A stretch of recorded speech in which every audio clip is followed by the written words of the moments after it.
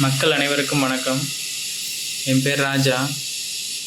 போன மாதம் நானும் என் பையனும் சாக போகிறோம்னு சொல்லி ஒரு வீடியோ போட்டு நிறைய பேரை ரொம்ப கஷ்டப்படுத்திட்டேன்.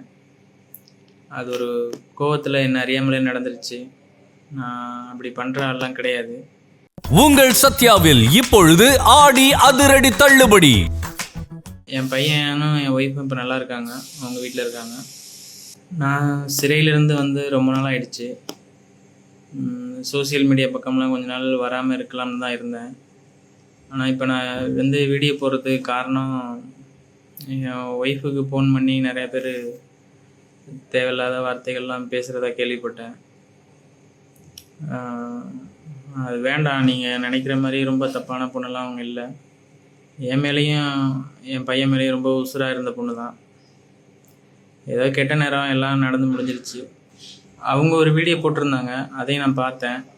அதில் அந்த வீடியோ 1 வருஷத்துக்கு முன்னாடி எடுத்தது, அப்புறம் அவங்க தலையில் முடி எடுத்தது, அதெல்லாம் சொல்லியிருந்தாங்க. அதெல்லாம் உண்மை தான்.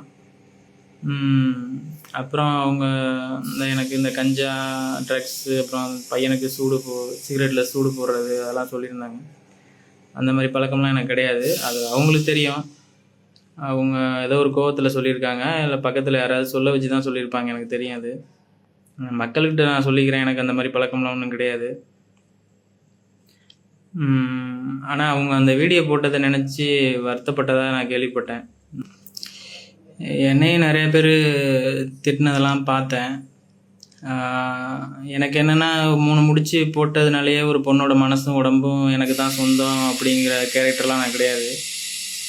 ஆனால் எனக்கு அவங்களே என் பையனை விட்டால் வேறு வாழ்க்கை கிடையாதுன்னு அவங்களுக்கு தெரியும். தெரிஞ்சும் என்னை வேணான்னு சொல்லும்போது என்னால் அதை ஏற்றுக்க முடியலை. அதனால தான் அந்த கோவத்தில் அப்படி நடந்துடுச்சு. அவங்கள்ட்ட எப்படி மன்னிப்பு கேட்க போகிறேன்னு எனக்கே தெரியலை சத்தியமாக. ஏன்னா நான் பண்ணது ரொம்ப பெரிய தப்பு. ஃப்யூச்சரில் நாங்கள் 2 பேரும் ஒன்று சேர்ந்து வாழ்வோமா வாழ மாட்டோமாலாம் எனக்கு தெரியலை. ஆனால் அவங்க எங்கே இருந்தாலும் என்ன பண்ணியிருந்தாலுமே அவங்க என்னோடய அச்சியாக தான், என்னோடய மனைவி தான். அதனால் யாரும் அவங்கள திட்ட வேணாம். என் பையன் நல்லா இருக்கணும், அவங்க வாழ்க்கை நல்லா இருக்கணும்னா அதுக்கு அவங்க வேணும், என் ஒய்ஃப் வேணும். என்னோடய பிரச்சனை இப்போ பொதுவெளிக்கு வந்துடுச்சு. 4 பேர் 4 விதமாக கருத்து சொல்ல தான் செய்வீங்க. இதில் என்னென்னா, அவங்களுக்கு சப்போர்ட்டாக எனக்கு சப்போர்ட்டாலாம் நான் எதுவும் கேட்க விரும்பல. என் குடும்பத்தை நானே அசிங்கப்படுத்திட்டு இப்போ குற்றவாளியாக நின்றுட்டுருக்கேன். காவல்துறைக்கு என் நன்றியை தெரிவிச்சுக்கிறேன். அவங்க எல்லாமே நான் இன்றைக்கி இங்கே இல்லை.